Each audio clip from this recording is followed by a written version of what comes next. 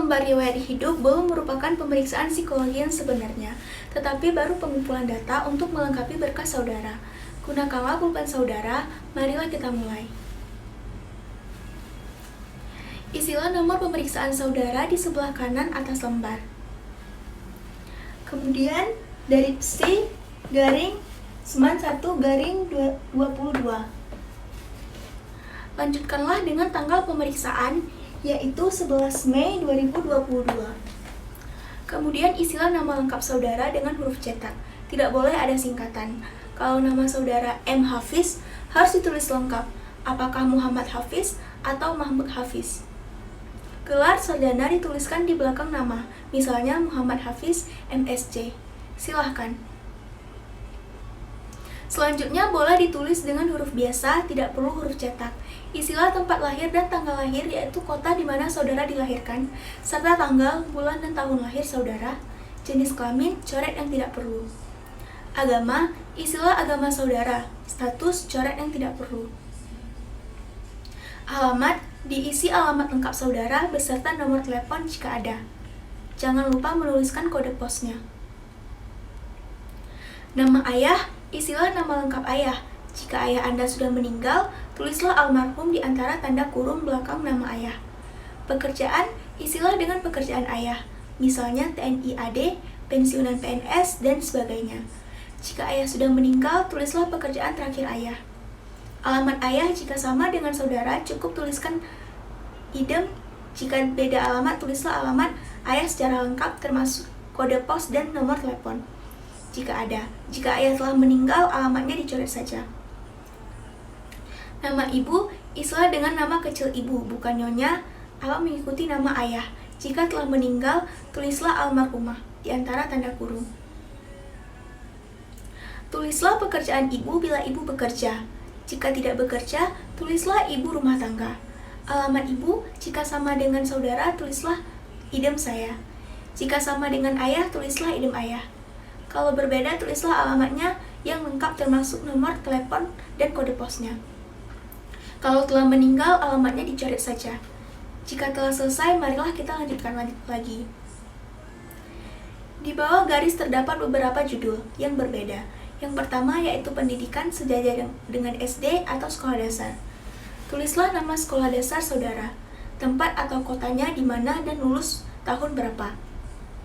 Kemudian sejajar SMP atau sekolah menengah pertama, tulislah nama SMP saudara, tempat atau kotanya di mana dan lulus tahun berapa.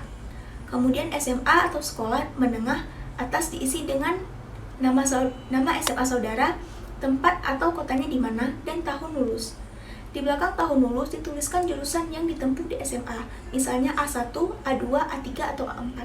Sejajar dengan universitas atau akademi, tulislah nama universitas saudara, tempat atau kotanya, dan lulus tahun berapa. Jika belum lulus, di belakang tahun lulus harap ditulis sampai semester atau tingkat berapa.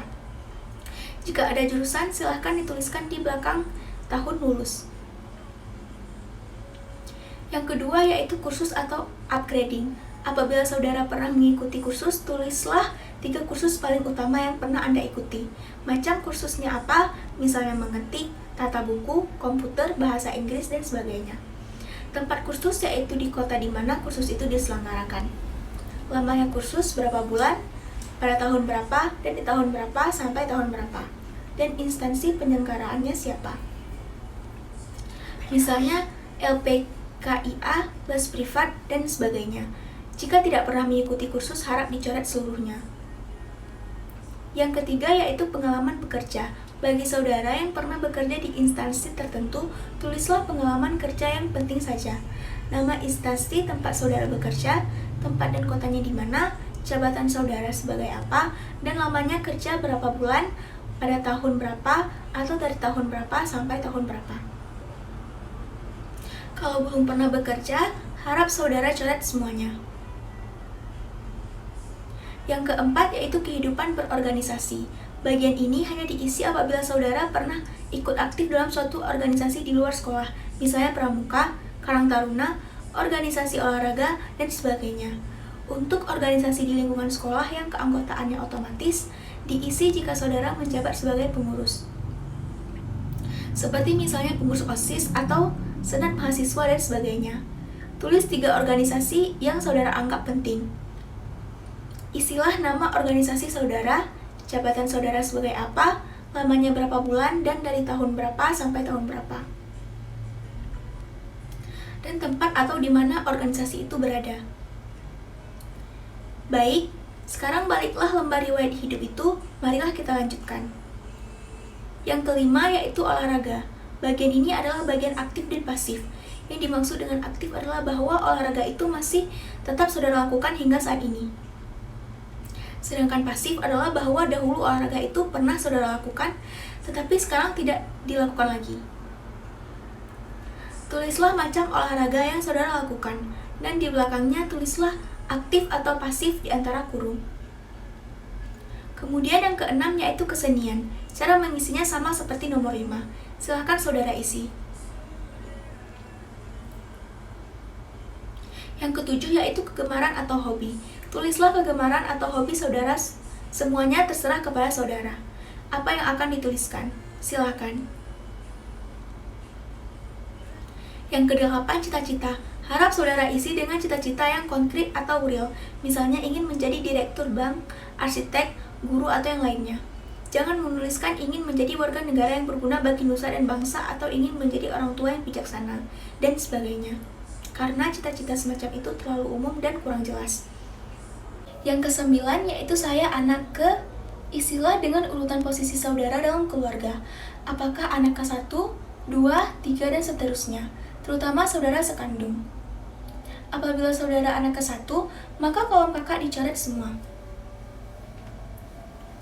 Saudara hanya mengisi kolom adik jika saudara memiliki adik.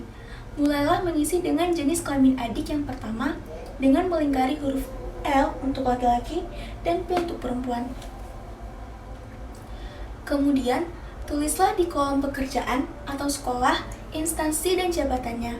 Jika sudah bekerja atau kelas atau tahun keberapa jika masih sekolah. Lanjutkanlah hingga adik saudara yang paling kecil. Jika saudara anak ketiga, maka kolom kakak harus saudara isi dengan data kakak. Lingkarilah jenis kelamin kakak saudara.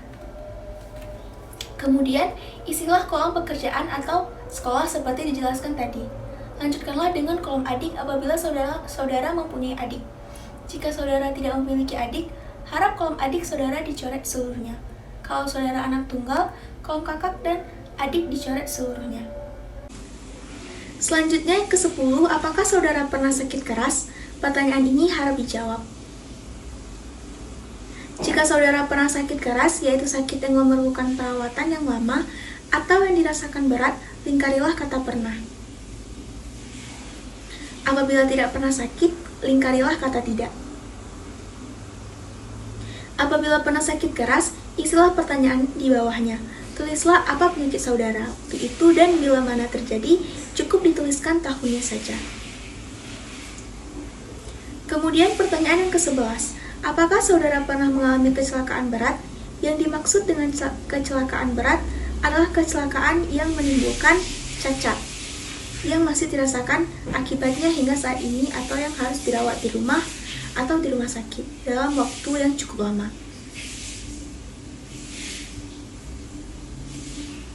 Kalau pernah, lingkarilah kata pernah. Jika tidak pernah, lingkarilah kata tidak. Jika pernah, jawablah pertanyaan yang ada di bawahnya.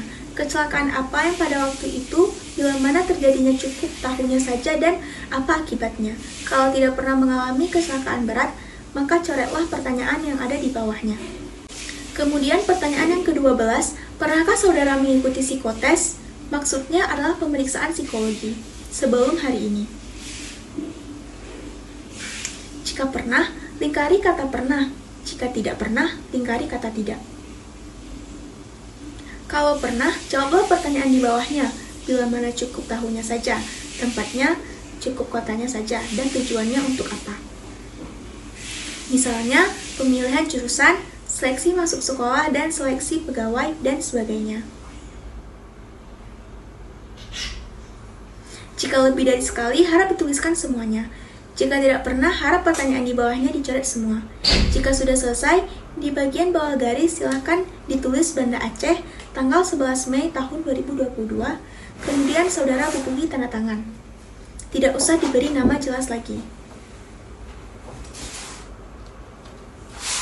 Baiklah saudara-saudara, pengisian lembar riwayat hidup selesai. Letakkan alat tulis saudara. Telitilah kembali isiannya. Jika sudah selesai, letakkan lembar riwayat hidup di sisi meja yang kosong untuk dikumpulkan.